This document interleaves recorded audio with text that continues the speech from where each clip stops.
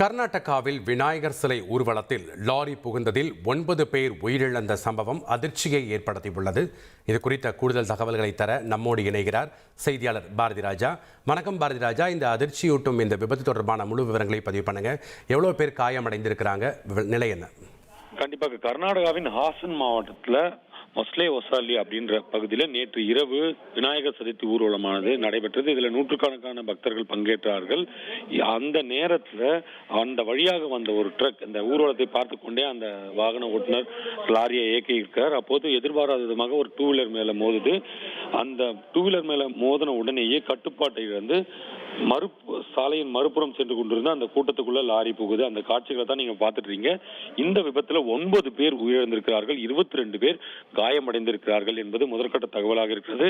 அதிலும் இந்த காயமடைந்தவர்கள் 6 பேரது நிலைமை இன்னும் கவலைக்கிடமாக இருப்பதாக சொல்கிறார்கள். அவர்கள் மாவட்ட அரசு மருத்துவமனையில தீவிர சிகிச்சை பிரிவில் சிகிச்சை பெற்று வராங்க.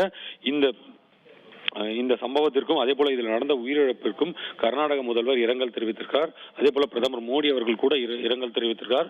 கர்நாடக அரசு சார்பில் உயிரிழந்தவர்களின் குடும்பத்திற்கு 5 லட்சம் ரூபாய் நிவாரணமும் அதே போல காயமடைந்தவர்களுக்கு தேவையான மருத்துவ செலவுகள் அனைத்தையும் அரசு ஏற்கும் என்றும் தெரிவிக்கப்பட்டிருக்கிறது.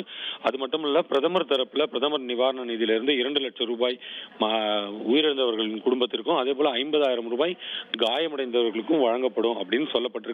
இந்த விபத்துல அந்த லாரி டிரைவரும் காயமடைந்திருக்கிறார். அவரும் தற்போது மருத்துவமனையில சிகிச்சை பெற்று வரார். அவர் மீது வழக்கு பதிவு செய்யப்பட்டிருக்கிறது. அவரது கவனக்குறைவே இந்த விபத்திற்கு காரணம் என போலீசாரின் முதற்கட்ட விசாரணையில தெரிய வந்திருக்கு. நன்றி பாரதி ராஜா, உங்களுடைய தகவல்களுக்கு.